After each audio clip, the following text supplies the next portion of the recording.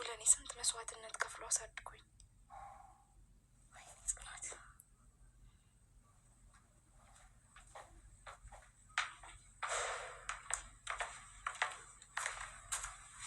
ምን ሆነሽ ነው?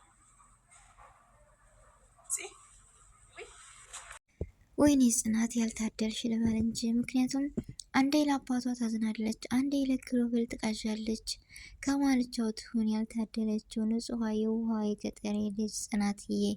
እኔ እንጃ ጽናት በጣም ነው የምታሳዝነኝ። ለምን እንደኋላ አቅም እንዳያችሁት አይምሯ ብዙ ነገሮች አለባት። ግን የወደድኳት መራዊት የምትባል ልጅ በጣም ደስ የምትል ልጅ እና የሰው ትህትና ማንነትን የምታቀነች ለጽናት ያለቻት መራዊት ነት። እኔ እንጃ ሁሉም ሲያበሳጫት፣ እሷ ግን ስሜቷን ትረዳታለች ብዬ አስባለሁ። እና ጽናትንና መራዊትን የሚወድ ብቻ እስኪ እኔ በሉኝ። በመጀመሪያ አሰላሙ አለይኩም ወራህመቱላሂ ወበረካቱ። ውድና እየተከበራችሁ ውድ የነፊሳ ዩቲዩብ ሰዎች እንዴት ናችሁ? ደህና ናችሁ ወይ? ከኔ ጋር አልሐምዱሊላ። እንዲሁም ክርስቲያን እህት ወንድሞቼ ሰላም ብያለሁ። በያለንበት የዓለም ዳርቻ ሰላማችን ይብዛ። አላህ ሀገራችንን ሰላሟን፣ አንድነቷን፣ መተሳሰብ፣ መከባበርን ይመልስልን። ለዚህ ቤት አዲስ የሆናችሁ ሰብስክራይብ ማድረጋችሁን እንዳትረሱ። እንዲሁም ነባር ቤተሰቦቼ ላይክ ሼር እያደረጋችሁ ስለምታበረታቱኝ ከልብ አመሰግናለሁ። ዛሬም ነገም ብርታታችሁ አይለይ ነው የምለው። ውድ ቤተሰቦቼ አስተያየታችሁን ደግሞ በኮሜንት እቀበላለሁ። ስህተት ካለ እረሙን እያልን ዛሬ እንደተለመደው የጽናት ድራማ መግቢያ ላይ እንዳየነው የክፍል 11 ይለቀቅ እያላችሁ ሁላችሁም በኮሜንት አሳውቁን። ክፍል 11 ዛሬ ላይ ይለቀቃልና ያው እንዳያችሁት መግቢያ ላይ የጽናት ነገር በጣም ያወዛግባል። እኔ እንደዚህ ነው ብዬ ባስረዳችሁ ይልቅ እናንተ ብታወት ደስ ይላልና ሁላችሁም ድምጽ ሆናችሁ ክፍል 11 ይለቀቅ በሉ በኮሜንት። 11 ደግሞ ይለቀቃል ዛሬ ጠብቁ ቤተሰቦቼ። ያው እኔ መግቢያ ላይ እንዳያችሁት ይዤላችሁ የመጣሁት ትንሽና ቅጨፍ አድርጌ ነው። ምክንያቱም በዚህ ከምታዩት በራሳቸው በጉጉት ስጠብቁ በነበረው ቻናላቸው ብታዩት ነው ደስ የሚለውና እኔ ደግሞ የቻልኩትን ወደ እናንተ አቀርባለሁ።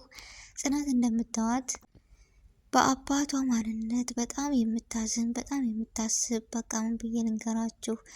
ወይኔ የገጠር ልጅ መሆን ግን በጣም መታደል ነው። ለምን ብትሉ አይምሯችን፣ ብልሃታችን፣ ለሰው ያለን ክብር፣ አስተሳሰባችን በጣም ይለያል። ታውቃላችሁ ቤቲና አሁን ጽናት አንድ ናቸው? እስኪ ንገሩኝ። የከቴሪ ስለሆነች ብቻ የምትመናጠቀውን እኔ ታናደኛለች። መሳደብ አልፈልግም ግን ታናደኛለች። ቤት የምትባለች መራዊት ግን ስወዳት እሷም የገጠር ልጅ ስለሆነች ነው እንዴ የገጠር ልጅ መሆን መታደል ነው ያልኩበት ምክንያት ለዚህ ነው። ለምን አያችሁ ጽናትን ስሜቷን፣ ማንነቷን፣ ድክመቷን፣ ህመሟን የምትረዳት አንድና አንድ መራዊት ብቻና ብቻ ናት። ኪሩቤል ይወዳታል ግን ራሱን ዝቅ ማድረግን ፈራ። ለምን ይመስላችኋል? እንዲሁም ናሆሚ ጋር የሆነ ግንኙነት አላቸው። ሳይቀድሜ ልቅደም አላለም፣ አልቀረበትም። የሚወዱ ሰው እንደዚህ ነው እንዴ? ግን ፍቅር ያነጫንጫል። ቤተሰብ እስኪ ንገሩኝ እንዴ ፍቅር እንዴት ነው እንዴ? እሷም እየቃዠች ነው በዚህ እሱም በዚህ እየቃዠ ነው። ስለዚህ ምንድን ነው ነገሩ? የቅዥት መድኃኒቱ ምንድን ነው? እውነቱን ይናገሩ። እውነት ግን ኪሩቤልን ትቀበለዋለች ጽናት? አትቀበለውም አላቅም። ፓስፖርቷ ምናምን አልቆላታል እና ብር እንዳያችሁት የላትም። አባቷን ላይ በምን አድርጌ በምን ሸውጄ ልቀበል እያለች ነው።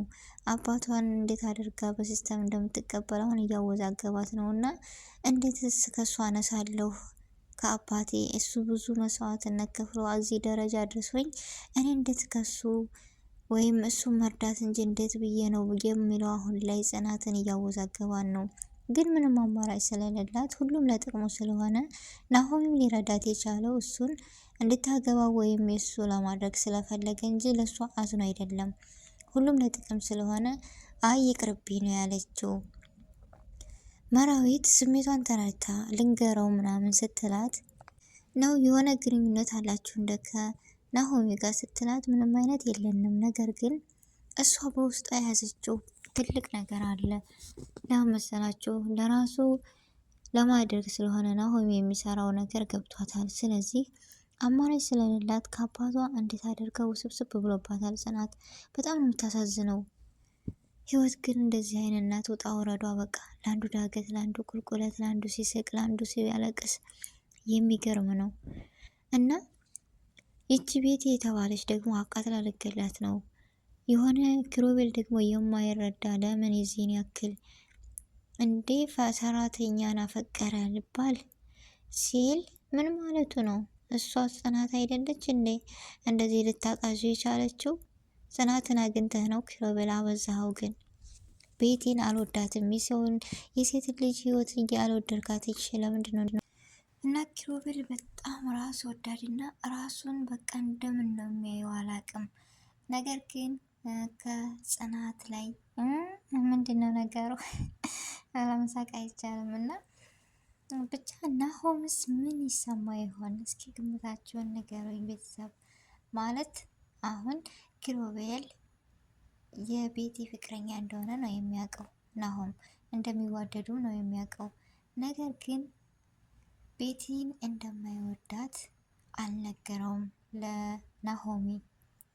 ስለዚህ ፍቅሩ ለማን እንደሆነ የሚወዳት ልጅ ማን እንደሆነች ለናሆሚ ይነግረው ይሆን ወይስ አይነግረውም? ሲነግረው ናሆሚስ ምን አይነት ስሜት ይሰማ ይሆን የሚለውን አቃቸውታል ወይስ? ማለት ልለው ወይም ልገልጽ የቻልኩት አንድ የኔ የምትሉት ሰው ጓደኛችሁ ይህን ነገር ሲደብቅ ይሄኛው ለራሱ ለማድረግ ተፍ ተፍ እያለ ነበረ። ነገር ግን በዚህኛው ተቀደመ። ናሆም ተበልቷል። ቤቲ ምን አይነት ነች? ምን አይነት ስሜት ይሰማታል? በጣም ይከብዳል ለመወሰን። ምክንያቱም እንደብድ ነው የሚያደርጋት። መራዊት እንደ እህትነት ስትመክራት ልታረጋጋ ስትፈልግ ጮኸችባት።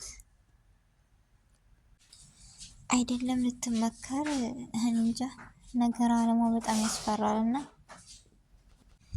መጨረሻዋ ምን እንደሚሆን አናውቅም። ግን መጨረሻ ላይ መራዊት የናሆም ሳትሆን አቀርም። ምክንያቱም ናሆም እንደምታዩት በጣም የሚያዝናናና የሆነ ብዬ ንገራችሁ፣ ናሆም ከነ ስራው በቃ ያስቃል፣ ዘና ያደርጋል። ግን የሆነ ደግሞ የእዝነት ነገርም አለው። እንደ ኪሮቤል ራሱን አያይም፣ ራሱን ከፍ አድርጎ አያይም። ሰውን ባለው ነገር መርዳትና ማክበር ይወዳል። ያው የሰው ልጅ ጸባው ብዙ ነው እና ኪሮቤል ግን ራሱን ያያል። ራስ ወዳድ ነው። በነገራችን ላይ የዚህን ያክል ክብሩን ዝቅ የሚያደርግበት ነገር ማድረግ አይፈልግም። በቃ የይሉኛልን ነገር አለ አይደል? ይይዘዋል። ግን እንደዛ መሆን የለበትም። አንድ ግንና አንድ በራሳችን ከተማመነ ለተማመንበት ነገር ደግሞ ወደኋላ ማለቱ ለምን? ጽናትን ይወዳታል። መናገር ፍቅሩን መግለጽ ያቃተው ለምን ይመስላችኋል? ሰራተኛ ፈቀረ እንዳይባል እንዴ! ሰው በራስ አትተማመንም እንዴ? ለምን የዚህን ያክል? አንተ ማነህ? አንድ ሰው እኮ ራሱን በራሱ ከተማመነ ለሰው መሆንን እንጂ መባልን አትፍሬ የሚባላል የሀገሬ ሰው። እውነት ነው። ልክም አንተ ሆነ ወይም ሰርተህ አትገኝ እንጂ ለሰው ሳይሆን ለራስ ህይወት የሚያስደስትህን ስሜቴን የምትረዳ ልጅ ነች ምናምን እያልክ እኮ ስገልጽላት ነበር። ፍቅር ያደርገው የለም ማለት አሁን ነው። እና ብዙ ነገር ስትለን ነበረ። ስለዚህ እውነቱን ንገራት። ትቀበላለህ አትቀበልህም፣ እኛም አርፈን እንቀመጥ ነው የሚለው ኪሮቤል። በዛ ላይ ደግሞ ክብር ስጣት፣ አክብራት። እንደ እናትህ እንደ እህትህ ብታያን ኖሮ እንደዚህ እንኳን ያመናጨካት ጽናት በትህትና ነው የያዘችህ፣ በአክብሮት ነው የያዘችህ። አንተ ግን ክብረት አይወድልህም፣ ራስ ወዳድ ነህ። በጣም ነው የምታናደኝ እኔ ስመታ ስታመናጭቃ ምናምን።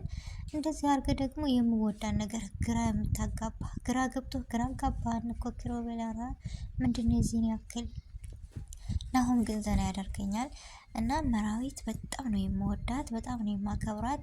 ትህትናዋ ላይ ያላት ለሰው አመለካከት፣ የሰው ልጅ ያላት ክብር በጣም ደስ የምትል እና እኔ እንጃ ጽናትንና መራዊትን በጣም ነው የምወዳቸው። እናንተስ?